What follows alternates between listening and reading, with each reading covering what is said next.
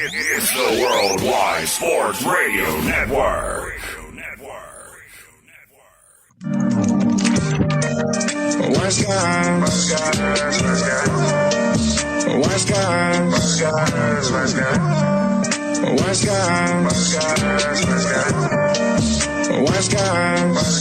These guys know sports. Yeah. These guys know sports. These guys know.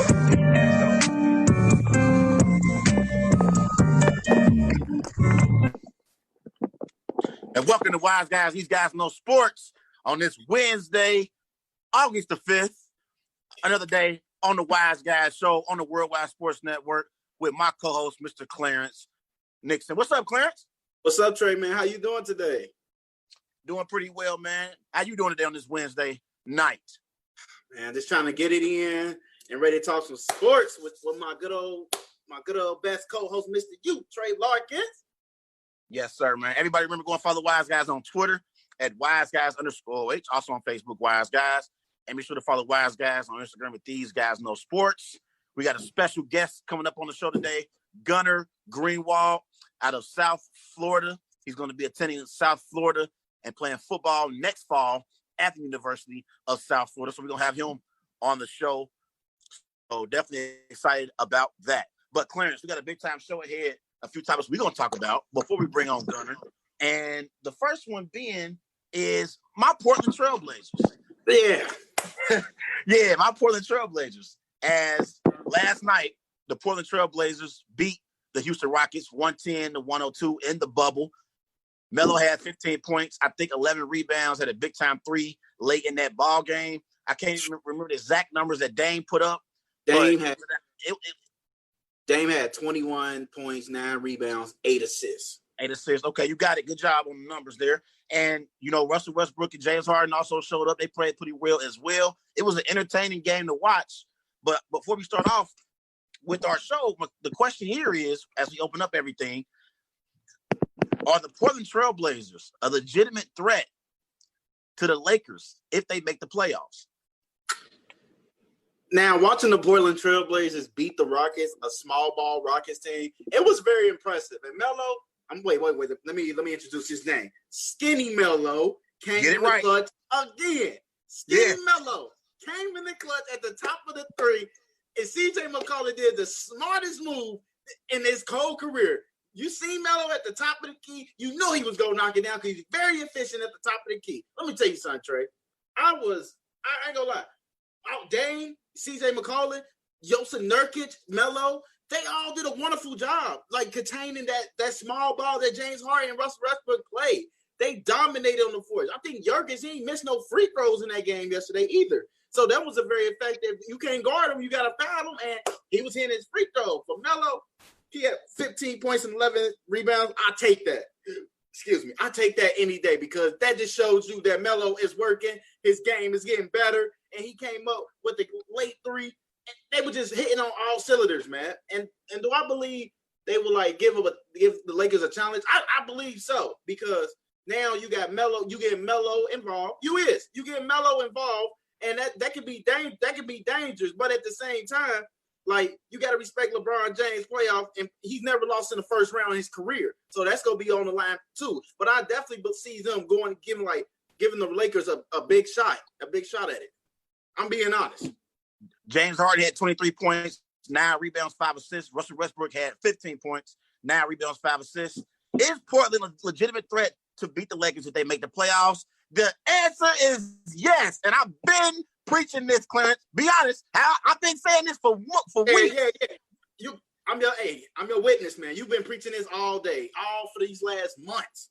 Yes, I've been saying it. And listen, you said when you were talking on your little soliloquy, you said that Melo is hitting big shots, and Melo been hitting big shots throughout the course of his career. You're the one that's been disrespectful to my favorite all-time player. I have seen countless moments when Melo has hit game-winning shots. I've seen countless moments where I've seen Melo hit game-time shots. Carmelo Anthony is a bona fide scoring machine. And the same thing Dame Dollar said when he said, hey, we expect Melo to hit those big shots. As a Melo fan, I expect Melo to hit those big shots, Clarence. Carmelo Anthony is one of the all-time great scorers, and when it's time to put the ball in the bucket, Melo is one of the greatest to ever do it. Against, I think it was Friday, they were playing the Memphis Grizzlies and John Morant. Game was going back and forth, nip and tuck. Melo hit 2 key threes that kind of stretch of that game that got the game to overtime. Melo has made plays throughout the course of his career and always hit key late shots because Melo can get to his spot and he can hit the perimeter shot. And if you stop him from being able to hit the perimeter shot, he can put the ball on the floor, get to the rim, create some contact, and hit his free throw shots late in games. Carmelo Anthony is one of the greatest scorers we have in a generation. And the thing that Dave said in post-game press conference really, really meant a lot to me, and it spoke volumes. He said it's disappointing that it surprises people that Melo hit big shots. Like, why? Why do everybody have this perception of Melo like Melo is not a big-time clutch player? Why? It makes no sense to me, and it baffles me because we've had so many people in the media, Clarence, so many people in the media disrespected Carmelo Anthony. Do you remember last year when there were people in the media saying Melo is washed up? I think I might have seen you even say it a few times. How Melo is washed up. Melo ain't got nothing left in the tank. I said this. I just said to me, he had to prove himself that he wasn't washed up, and he actually did prove himself. Look, I love Melo just as you though, man. But I cannot forget his flaws in his game that can really be worked on. But you know, he grabbed 11 rebounds yesterday. I was so happy that he was more involved in the game. And believe it or not, Melo hit the last 3 clutch shots for Portland in these bubbles. So he's definitely been coming up. He was known for big shots and stuff. And the thing is, he got a team around him that he can play with and absorb their energy, and he can still play his game. I think Melo did a phenomenal job yesterday. He came in the late again. He struggled in the beginning, but he made back up with that 3. Like that's a good made up, man. Hey, Melo's that guy. He's that guy. I want to say right now on the Wise Guy Sports show on the Worldwide Sports Network, I want to call out a few people. Max Kellerman, the First Take on ESPN, he said Melo was washed. It's a lot of Melo haters out there that have basically been very critical of Melo throughout the course of his career. I want to call out all those haters tonight, Clarence, because there's been a lot of Melo hatred throughout the course of his career, and all Melo has done is revamp his career, and he's revitalized that entire Portland Trailblazers team. I think the reason why they're in the position that they're in, and one of the reasons why they have a chance of winning that AC is because of Carmelo Anthony. And so many people that's disrespected that first ballot Hall of Famer, and I need to call them out on Wise Guys today. Max Kellerman, one of them, and it's a whole lot of Melo haters out there, and I'm going to put them all in a group. Quit trying to say Melo's not a first ballot Hall of Famer. Quit acting like Carmelo Anthony is not a player who can get you a bucket in clutch moments late in basketball games. This is a first ballot Hall of Famer that we're talking about. But let's talk about the Portland Trailblazers real quick as a team. Exactly. Because when I watched the game last night, I watched the Portland Trailblazers use their size advantage that they had over the Houston Rockets, Clarence. Nurkic and Collins, they was giving James Harden and Russell Westbrook fits down in that paint. They couldn't guard Nurkic and Collins when they got down the low post, and that was part of the reason why the Portland Trailblazers won the game. They go big with Nurkic and Collins, and they put Melo at the 3, and you got Dame and CJ at the 1 and 2. So I think that's a lineup that Terry Stotts has used that has been very, very, proficient for the Portland Trailblazers. It's benefited them very well, and I got to give him a lot of credit for putting that lineup together. So let me ask you this. You see how the Trailblazers they was efficient enough with their bigs on the court yesterday. Do you think? I remember now. I know this is irrelevant though, but you said that the Rockets had a better chance of beating the Lakers. If the Lakers do the same routine with them, it's guaranteed they go win that series. That's all I wanted to say. Man. So let me say something. So, let me counter that argument. Let me counter that argument. The Lakers' big man aren't as skilled as the Portland Trailblazers' big man is. AD, with the outside of AD, JaVale McGee and Dwight Howard, they're not as skilled as Collins and Nurkic. They're not. Nurkic and Collins are very skilled. Definitely effective in in the post and low post scoring. He's definitely effective with the low post scoring. He just playing a role for LA, man. You can't count out the Dwight. And JaVale McGee, he's very slick when he's in the post game. He's very long and athletic, so that could come to play too, man. That's all. I've never felt like Dwight Howard, even in his prime, was the kind of player that had great low post moves. Dwight Howard has never been the kind of player that can get you a bucket late in basketball games. Like Anthony Davis, like Tim Duncan. That's not Dwight Howard's game. What? Are you serious? So Dwight Howard, if you notice, a lot of his buckets when he was in his prime, it came in transition. He got a lot of alley-oops. Dwight Howard's never been the kind of player that can get you a bucket late in games, and you can say, I need a move. I need a bucket. Get it for me. That's never been Dwight Howard's game. So that topic will be saved for another day. So let's go to the next question of this topic. If the Portland Trailblazers make the postseason, what are your personal expectations for Damian, aka Dame Dollar Lillard?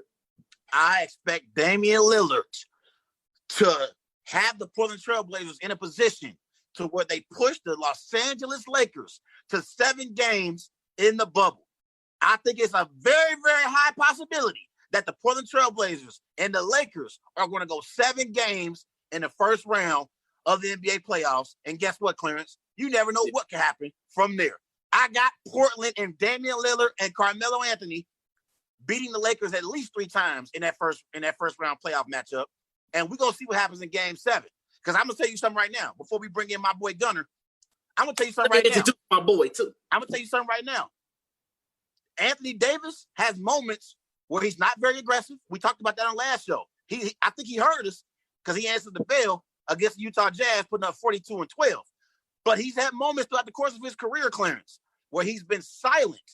If Anthony Davis is passive against the Portland Trailblazers, it could get interesting. I don't know why you don't see it and see the writing on the wall. It could get very interesting because you got to depend on LeBron James to carry you home. LeBron is capable of doing it, but he's 35 years of age. And you got to remember, Dame's going to drop 30. CJ going to give you a good 25. Melo, maybe 30. Melo maybe can give you 20 as well. Then you got this kid, Gary Trent. I want to give him some love. Gary as well. Hill. Not Gary. Gary Trent. Gary Trent. Yeah, Gary oh, Trent. my God. He's been playing outstanding. He's been playing great basketball. Yes. He's been saving them. Like, before we bring our guests on, man, look, I just want to say this. Dame.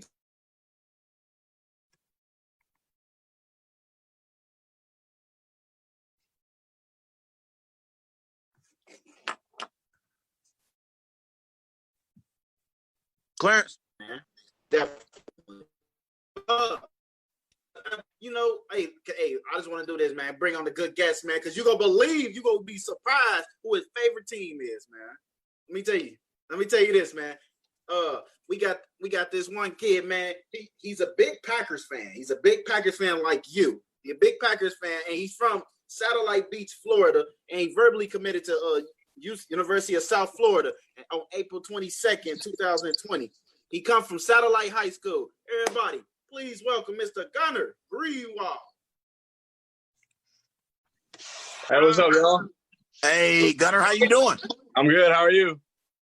Pretty good, man. How is it down there in Satellite, Florida, man? How is it down there? How's the weather? It's Florida, man. We're right on the beach, you know. It's the lifestyle. It's everything you want. We're loving it down here, that's for sure. No, man. Hey, I would love it too if I'm by the beach every day. If I got all these problems, I'm going to the beach, man. Every day. For sure. That's what's up. Yeah, but Gunner, man, before on the show, you was telling me like you a big Packers fan, man. And you know my host Trey, he's a Packers fan too, man. So yes, sir. Before we get into this next topic about the Green Bay, I don't want you to get too much Packer Nation in this topic, all right? All right, let's stay on topic, all right, man? Can we please stay on topic? All right. Yeah, for sure. I got you. All right. So, early in the week, Matt LaFleur, he stated that Aaron Rodgers is going to be their quarterback for a great long time. Now, Trey, I want to hear your reaction to it. Do you believe Aaron Rodgers will be in Green Bay for a long time? Well, I don't like what Mike LaFleur is trying to sell, because the fact that him and general manager for the Packers, the fact that they picked Jordan Love, and not only did they select Jordan Love, they moved up in the draft to get Jordan Love. General manager Brian Gutekunst and Matt LaFleur, they trying to sell us on this idea that they want Aaron Rodgers around for a really long time. I'm not buying it because you would have never selected Jordan Love with that first pick that you had in the first round. We got to the NFC Championship game last year. We were one game away from the Super Bowl. All you needed to do was try to give Aaron Rodgers some help, get another receiver to go across from Devontae Adams, and I think that would have helped us get back to the Super Bowl.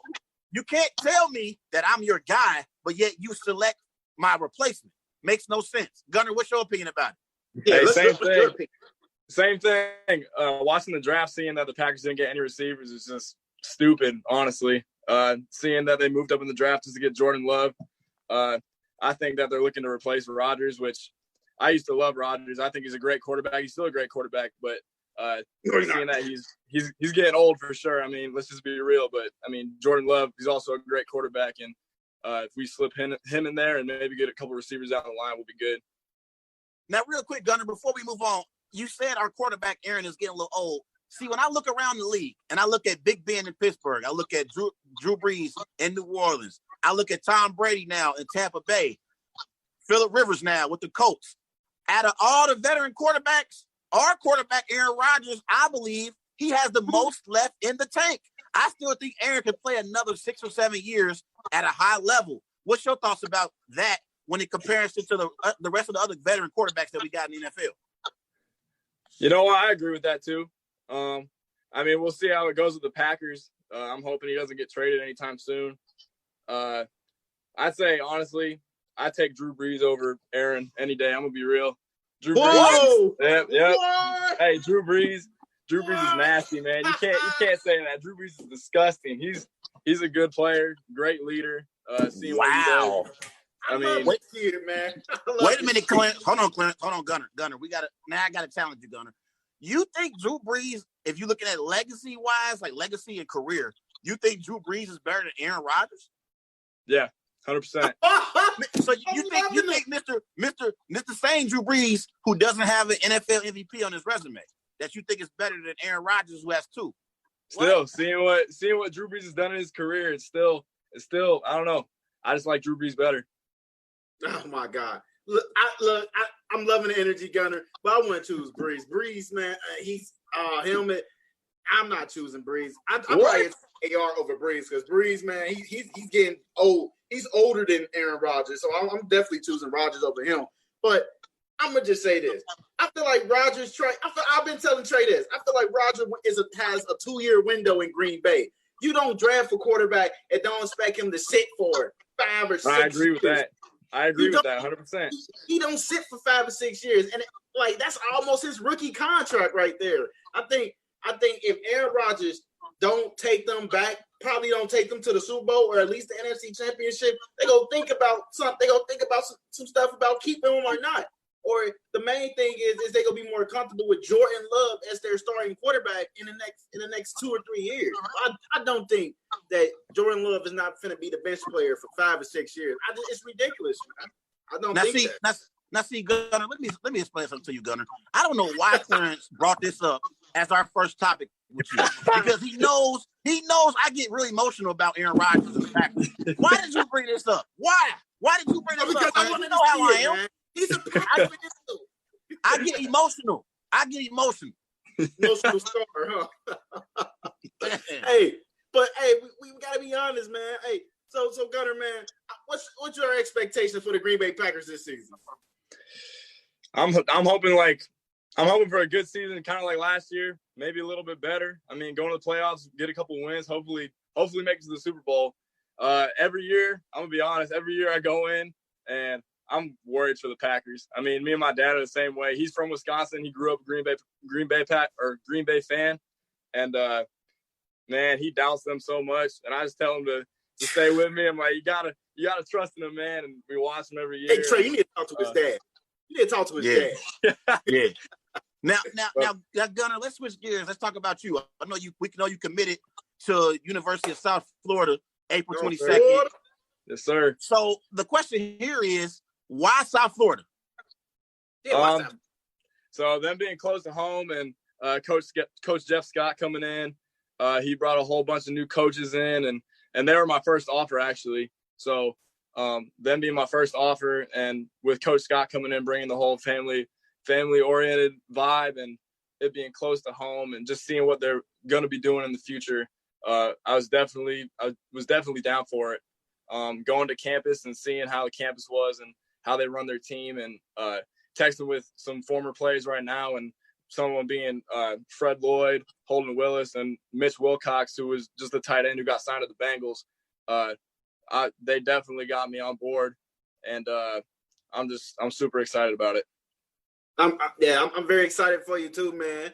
And here, Gunner, I want to ask you this: we know you play tight end. You know, you're 6'4", 220 pounds. You're actually a receiving tight end, in my opinion. I think you're a good receiver right there, man. I'm gonna be rooting for you for the season once you get on board. But who would you compare yourself to when I mean like body of work, like your tight end?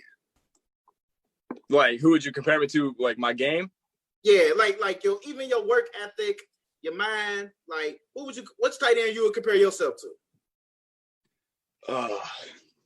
I would totally love to say. I mean, I would say Gronk, but Gronk's too legendary for me to compare myself to. I love that confidence. Yeah, that let me know, like, hey man, you might be the real deal, man. But I'd say like work ethic and everything. I love Travis Kelce. Travis Kelce, the way he does everything is awesome. And I mean, yeah, Travis Kelce for the Chiefs. Seeing what he does every day and the work that he puts in just to be one of the top tight ends, I definitely look up to that, and I really love what he does. Now, let me ask you this, Gunner. Who do you believe is the best tight end in the NFL? You know, you got George Kittle out there in San Francisco in the Bay. You got Travis Kelce with the reigning Super Bowl champion Kansas City Chiefs. I like Zach Ertz as well with the Philadelphia Eagles. I don't think he get enough love. You got Kyle Rudolph, who's actually from Cincinnati, and he went to Elder here as well. So you got a lot of nice tight ends in the NFL. Who would you say, if you had to pick one, who you would say is the best tight end in pro football? You mean like as of right now, or like all time? Right now. We'll get to all time in a minute. Right now, who's the best tight end in pro football? Right now, I'd probably say George Kittle, to be honest, just overall blocking and passing.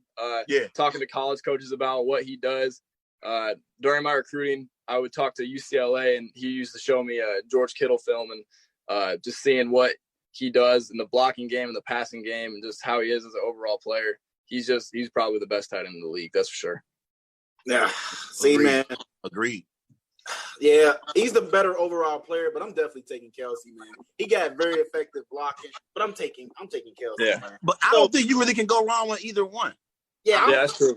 I like Kelce better though. I like Kelce's attitude, the way that he plays, and the way that he gets on the field and does everything that he does is just awesome. That's what I look up to. I mean, seeing how he is that's great. He makes some nice choices off the field too. Yeah, I like Kelce, man. Kelce, cool. Yeah, he's a guy. He's a Bearcat, man. So he is. Yeah, for sure. He got that too, man. You know what I'm saying? So Gunner, man. So this is your senior year coming up. Like, what are your expectations for this upcoming high school season? For your senior season, my apologies. Man, I just want to go out there and win, and help my team win. That's honest. That's just what it is. I mean, just go out, get my work in every day, and help my team win. And I mean, I'm hoping this season goes good and we have all our games set. With this whole COVID thing going on, it's getting scary right now, but I'm hoping I have a good season. Have you been working out lately? Have you been like meeting up with coaches and players doing workout sections since this COVID-19 hit? Yeah, for sure. We have like conditioning stuff going on with our team, but we don't have like legit practices yet. But we've been doing that and getting workouts in on the side. So I mean, we're just trying to do as much as we can for sure. Speaking of the COVID, Gunner, honestly, with everything that's been going on across our nation with the coronavirus and stuff, so forth, with basketball being stopped at one point, we have questions about whether or not we're going to have a college football season and the NFL. Do you believe ultimately that we're going to see football come fall? I don't want to jinx anything. Come on, man. Just give us your opinion. I want football. I think that we will, knowing that I'd say football is the biggest sport in America. and seeing what football does, especially in high school and college and even the NFL. I feel like it all depends on what the NFL does. It's hard to tell. I don't know. I mean, it's hard too, especially with schools looking at they'd rather have education. They put education here and football here. You know, I mean, it's student before athlete. And I mean, it depends if we got school. Even if they're making us go online for school, then I don't know if we'll have football. You know, I mean, it's just it's hard to tell. And to be honest, Gunner, me and Clarence, we love football just like you. I know you play in it right now, but I can't imagine a season of fall taking place and not having my football. I just can't imagine it. I just like 100%. It's like for me, it is like when I watch my football, I start on my Friday nights locally here in Cincinnati, watching these high school teams play. Then Saturday all day, I'm watching my college football, sun up to sundown, and then on Sunday, religiously, I'm watching my NFL football. Me and Clarence both all day long. It's just like it's a part of our life. I'm gonna be honest. I don't know what to do if I don't have my football. It's just gonna be crazy, man. Like what he said, man. Like we have to watch football on Sunday. Like I literally block everybody calling like, hey, from like 1 to like 11, don't hit me up, man. I'm watching sports all day. If it ain't no emergency, don't call me, hit me up. But Gunner, man. So my next question to you is like earlier today, as we move on to the next topic, earlier today, the University of Connecticut was the first team to opt out the season. Like, did you see that today? Like UConn. Yeah, I saw it on ESPN. Like, can you tell us your reaction to that situation? I mean, I think it's crazy, to be honest, especially them being in the American Conference with USF. I hope that doesn't affect us. I don't think it will. I just saw today that they're finally setting a schedule for the American Conference for football. I don't know why UConn would do that, but I feel like them opting out now, they're gonna regret it for sure in the future. Yeah, because like y'all supposed to play them. Like UCF play them every year, so it makes it so uncomfortable. Like it makes it so uncomfortable that they opt out. But it was the right thing to do because it's COVID-19. It keeps expanding, and they're basically protecting their players from getting it. So yeah, and like definitely.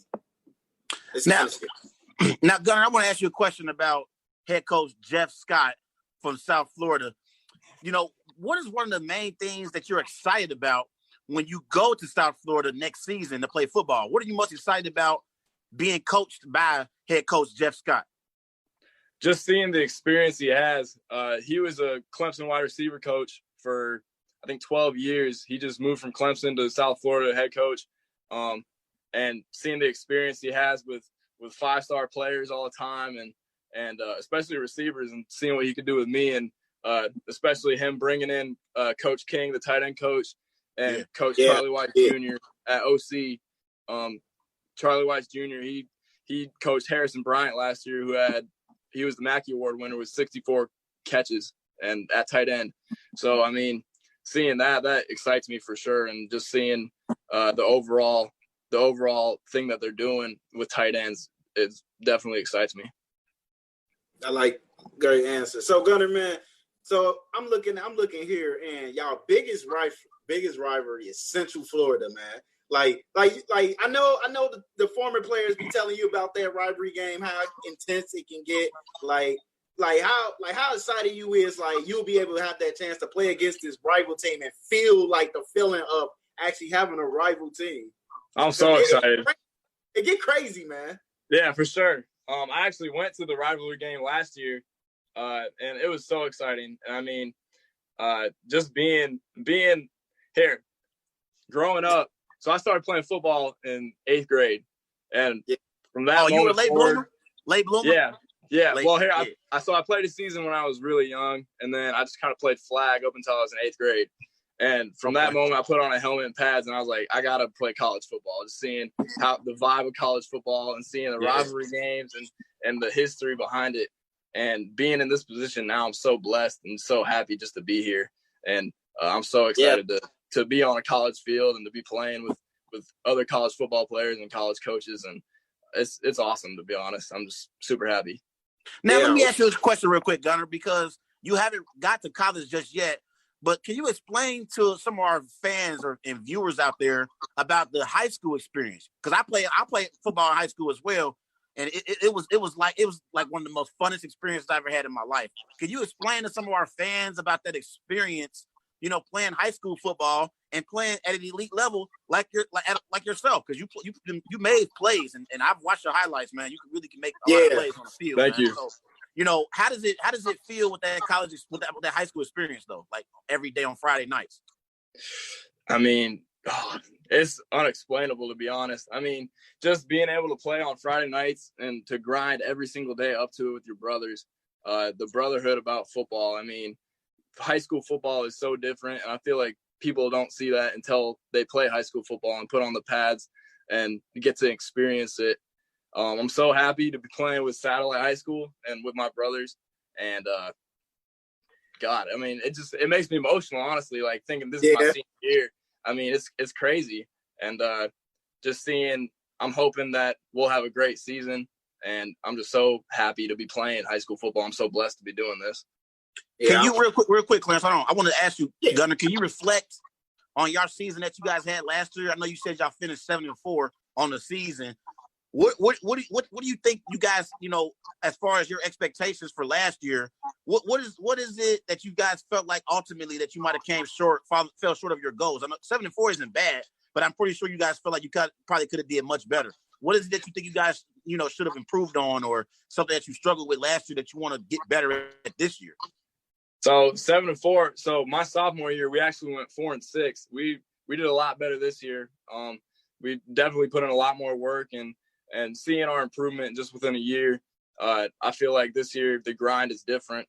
We're all so excited to finally get the pads on again, start hitting and get into practice, and seeing the grind that we're all putting in, even with COVID going on, and seeing the grind that we're putting in outside of school and everything. I feel like we're gonna have a great season. I think you guys gonna have a great season too. We gonna definitely be watching, looking forward into your seasons too, man. Gonna be watching them. But Gunner, my next question for you though, man, is like, honestly, man, you got a receiver body, man. Like what it was tight end the first position that you tried out when you first ever played football? Nah, so until last year, I was probably 6'2", 180. I was just tall, skinny, wide out. And then I shot up a little bit, so I'm 6'4", and then I just bulked up. I don't even know. It just happened all of a sudden. Now I'm 230.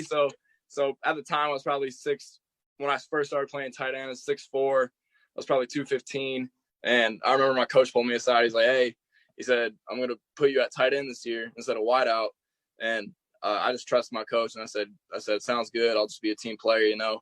And seeing the amount of offers and the amount of looks I got just from playing tight end, there's not a lot of tight ends when you think about it, especially like receiving tight ends. There's blocking or receiving or the hybrid players, and I feel like I'm one of those hybrid players, and that's what college coaches like in me. Yeah. So Gunner, let me ask you a question. What's your preference? To catch a touchdown pass, or would it be to maybe run over a linebacker on the other side? What's your preference if you had to choose one? Because we talked about George Kittle, how much he loves to block. So some tight ends love blocking as well. Which one is your preference, touchdown pass or making a key block on a key play? I love both. My preference, though, I definitely got to catch a touchdown and celebrate in the end zone. But I mean, if coach tells me to run through somebody's face, I'm gonna do it. And I love that too. And you can see that in my film. I'm pancaking a bunch of kids, and I mean, that's the best feeling too, when you pancake a kid and get up and you're like, oh, and all the linemen are gathered around you because they just saw what you did, and that's the best feeling. Yeah. Yeah, man, I think my preference is, man, I want to catch a touchdown pass, man. I want to be catching the balls. I'm being honest with you. Hey, I'm gonna be honest with you, man. And Gunner, I looked at the college list that you said. You had Michigan State, notables. Yeah, Michigan State, Purdue, the Air Force, even like you were even what? Let me see. even Florida Atlantic, like all these good offers that man. So just tell me this, man. Like, do you necessarily believe like South Florida was like the best offer for you? 100%. I know everybody gets blinded by the big name. I mean, USF, we've been kind of down low for the past couple of years, but seeing what Coach Scott does and what he's bringing there, that's what I was looking forward to. And I'm more of a guy that, because a lot of kids get blinded by, oh, if I go to this big school, then that'll be best for me. Yeah. But my whole thing is if I'm getting loved and appreciated by the coaches and they take me in and make me the best tight end I could be, that's what I'm looking for. And I definitely saw that in USF. Yeah, I like that, man. I like that confidence, man. I definitely do. Me too. Now, Gunner, let me ask you a question about the game itself. We know now in the National Football League that the league is trying to protect players, from getting hit and getting hurt because they've gotten sued by former players because of concussions and so forth. What's your overall opinion about the direction that the game, like where it's going as far as the league wanting to protect players and and all the flags that's being thrown now for hits in the open field? What's your opinion about that part of the game? I feel like sometimes it could be taken a little too far, especially, I mean, football isn't a safe game. It's a dangerous game, and you got to be crazy to play it. That's for sure. And I mean, seeing where we're going with it, with the whole safety issues and suing people for concussions and stuff like that, I think that's not right. If you're choosing to play football, then be ready to get hurt, honestly, I mean, that's just a part of the game. Yeah.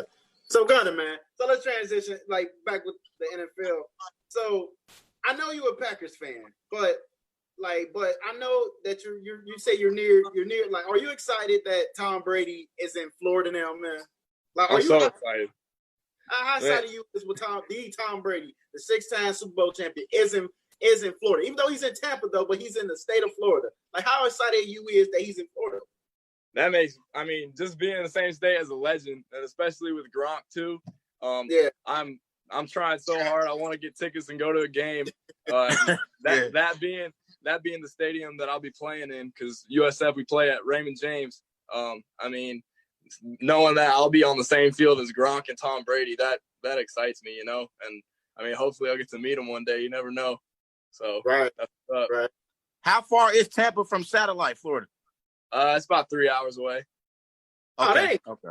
That ain't bad right there, man. Yeah, that's not bad. So, that's not bad. So even y'all is playing in y'all playing in the Buccaneer Stadium. Y'all said like UCF. Yes, sir. Like how freak if you like how excited you would if Rob Gronkowski would catch a game just to see you guys playing. Yeah, that made me go crazy, man. I don't even know what to say. I try to act cool around Gronk, but I'd be freaking out inside, seeing what he does. I mean, oh my God, I don't know. I've loved Gronk for so long. Hopefully he could come to a game and see what's up and catch me at tight end one time. We'll see what happens. Yeah, let me ask you a question, Gunner. And I'm not sure. I want to. If you're not comfortable answering this, you don't have to. But it's something that's been an ongoing debate in sports, and it's about college athletes getting paid. And so I'm of the belief that I feel like college athletes should get paid. I think you got coaches, you got athletic directors, you got so many people in the university getting paid, and these players, they're going out here and they're putting their livelihood on the line, and they fighting hard every single day, and they got to go to class and also perform well in the classroom to be able to play. I'm of the belief that players should get compensated in some kind of way. What's your belief about, college athletes at some point perhaps getting paid? You don't have to answer it if you don't want to, but if you want to, you can. I just want to get your opinion about that. College athletes should get paid, that's for sure.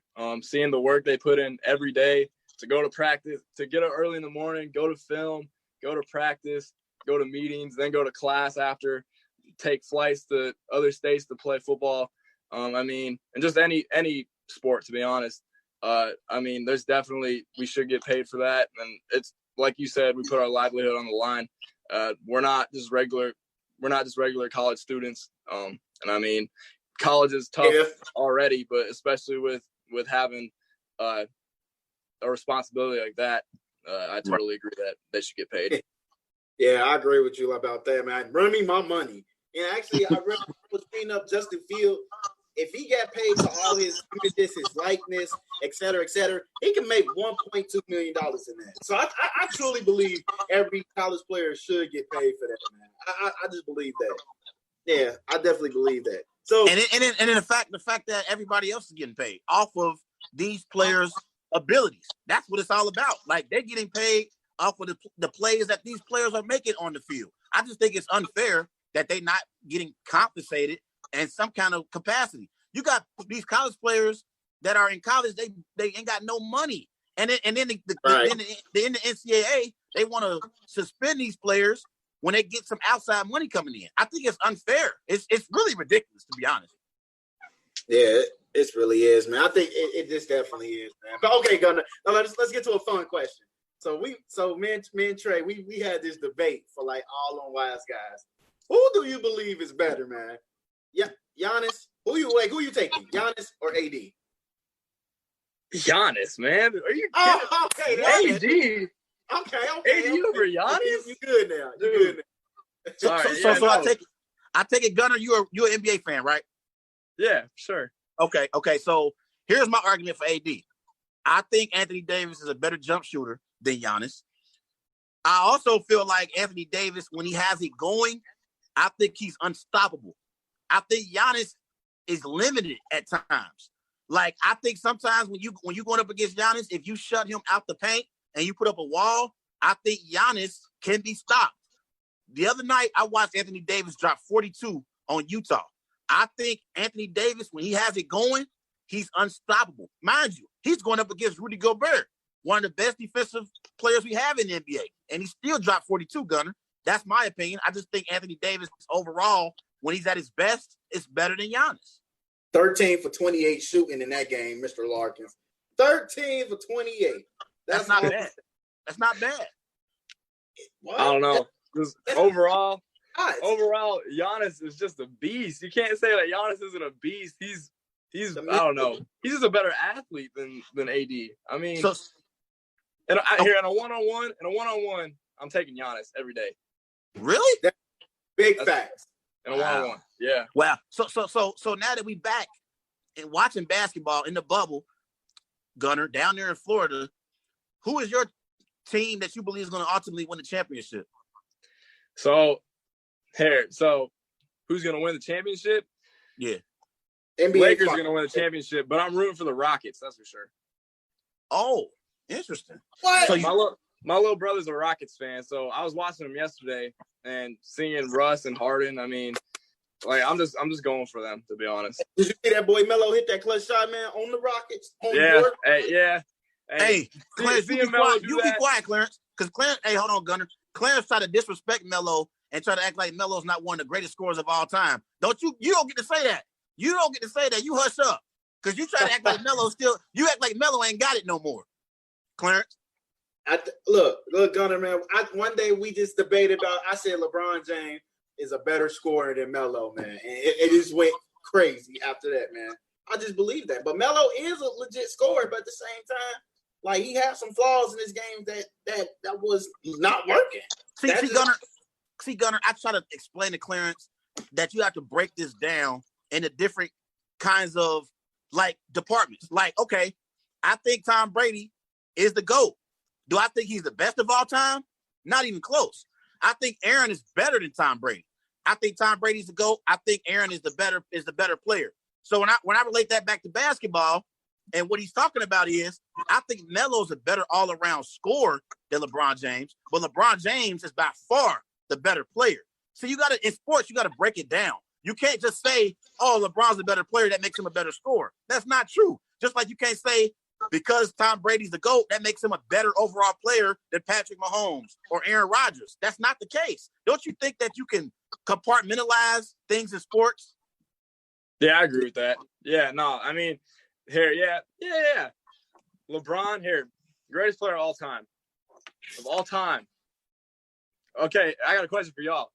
Okay. Michael Jordan or LeBron? Who you taking? MJ. Okay, thank you. How about you? I'm taking MJ too because he got that kill. I got one more better for you, Gunner. I got one better for you. I think I believe that Kobe, RIP to the Black Mamba, Kobe was closer to MJ than LeBron is even to Kobe right now. Yeah, I agree with that too. I feel like everybody sees LeBron and they're just like, all right, it's LeBron. He's the greatest of all time. But I mean, you got to run back the tape of Kobe back in the day, like in his prime. You. And I mean, and same with MJ. Like you go on YouTube and look up MJ's layup mixtape, and it's the greatest. He's so nice with everything. It's so he's flawless. And I mean, LeBron could say he's the world's best player, and he could say that. And that's what I don't really like that he says that, because him going on the news and saying I'm the greatest player in the world, that doesn't go with me. The players that we just said, MJ and Kobe, they can't bring to the table what LeBron brings to the table, man. That's just point simple right there. So this is my argument for that though. This is how I look at it, Gunner. Everybody has a preference. I do believe LeBron is great. I make no mistake about it. LeBron James is the all-time NBA great. I'm not going to sit up here and act like LeBron James isn't top 10 all-time and one of the greatest players that has ever dribbled a basketball. But for me and my personal preference, I look at what can you do for me in the final 3 minutes? When it's time to close the deal, when I need a bucket, when it's clutch moments that present itself, who is going to be able to carry that torch and make that play for my team to win? And I think Kobe and Jordan. Wait a minute, Clarence. LeBron has never been clutch like Kobe and Jordan. Never. That's true. Never. Wait, hold on though, man. Y'all are missing the point of LeBron James hit big shots in his career. He's proven that already. Like he hit big shots in his career. So let me ask you a question. What happened to LeBron in the 2011 NBA Finals, his first year in Miami, when he melted down against big shot? Right, but I'm talking about when he melted down against Dallas Mavericks. When he melted down against Dallas and Dirk and them, we would have never seen Kobe and MJ do that ever. But he showed up though. He was the leading scorer in the majority of all the categories, and he was the one that showed up. Honestly, like Wade and Bosh, they didn't show up to play, man. I just believe that LeBron has showed up every year, but at times though he needed more help around them. Look, let's be honest. He is the system. And whatever. What you think, Gunner? What you think? Wait, what'd you say? What you think? What you think about what he said? What you think about what Clarence said? Can you say it again? Sorry, I was zoning out. My bad. No, you good, man. I was basically saying like LeBron James is like whatever he brings more to the table than Kobe. And I believe that he is the system. Whatever he wants, he's going to get. Like, whatever, if he wants this type of shooter, he's going to get that type of shooter.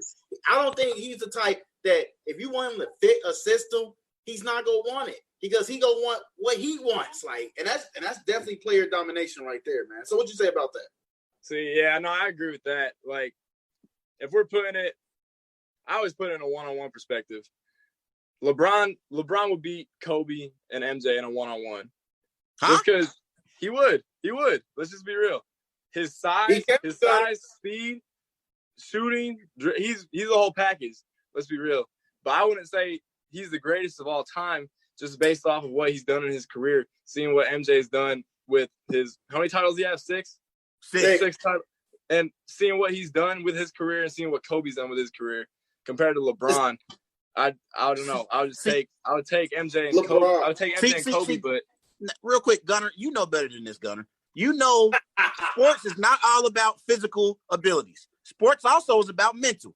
You know it's been teams that you probably went up against in high school and that you and your team knew at Satellite High School, you knew we're going to beat this team. And you knew throughout the week while you were practicing and preparing for that team, you knew you had the mental edge over that team. I think if MJ and Kobe played LeBron one-on-one, I think Kobe and MJ would tear LeBron down mentally. Like they would be trash talking him so much. I don't think LeBron would be able to handle it. That's my opinion. That's just me. So okay, it's tough. Yeah. Oh, my bad. Tough. There you go. So Gunner, my next question is like, you know, the MVP season. Like, who you believe is the MVP of the NBA?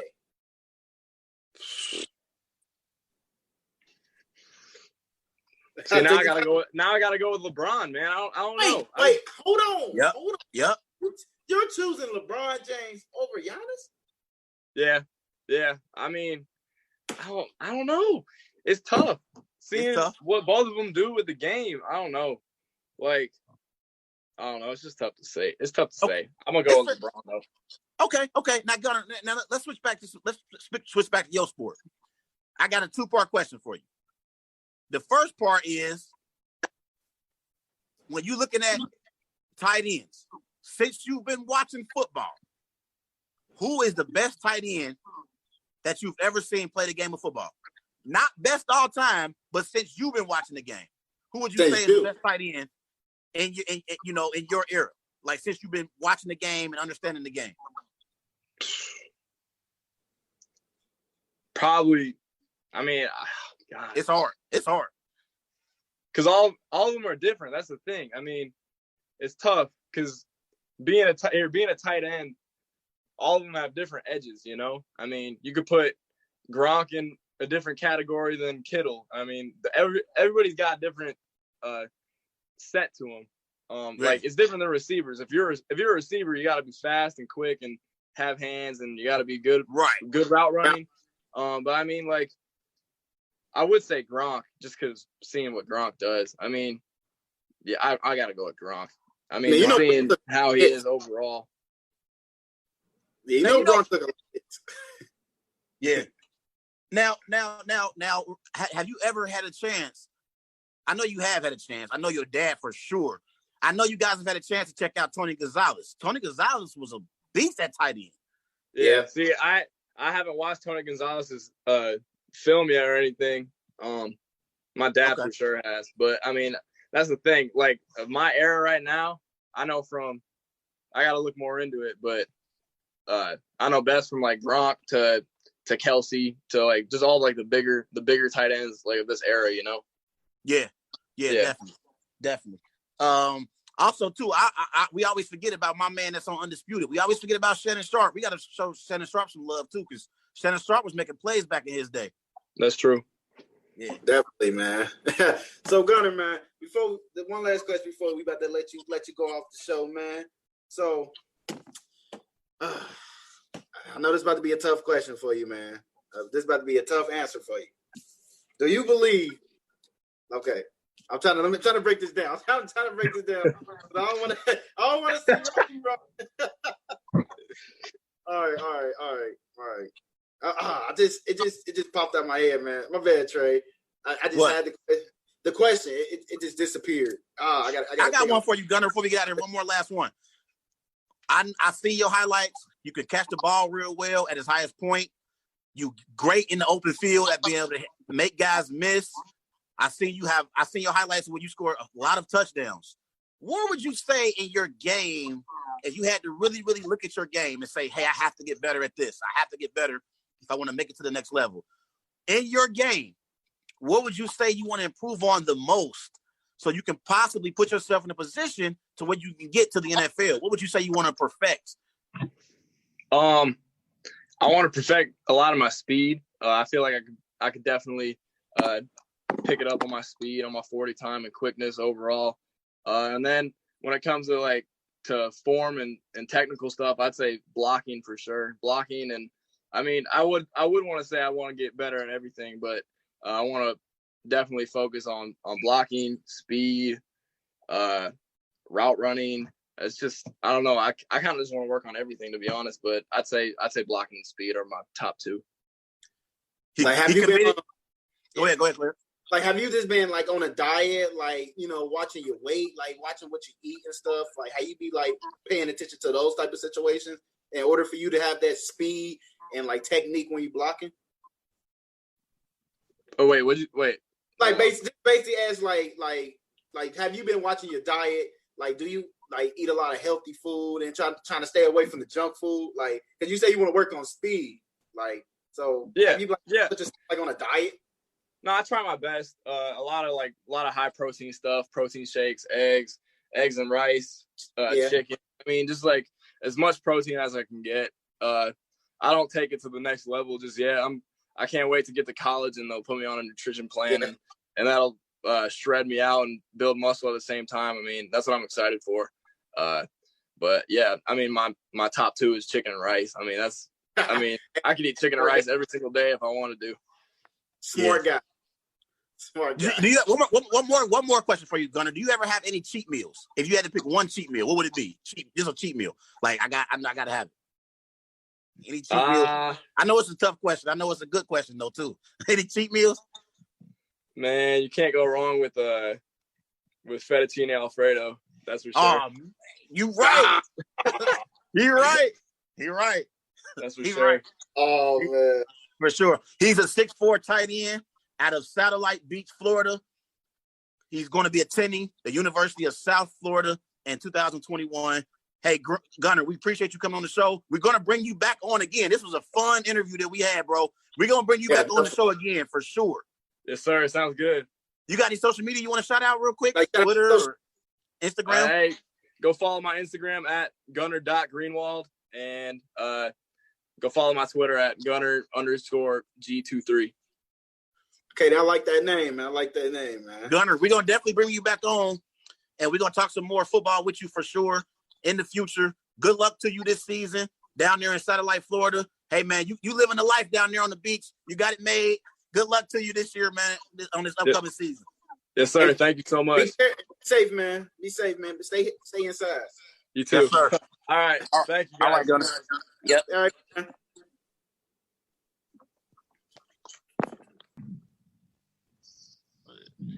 All right, Clarence.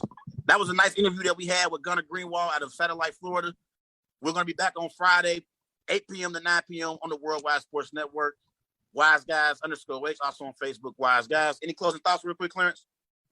I think about to make me some chicken and rice, man, just because Gunner just mentioned that, man. So I'm going to get some chicken and rice. Man, you off the chain. Hey, have a good night, bro. I'll see you on Friday. I'll see you, man. It's the Worldwide Sports Radio Network.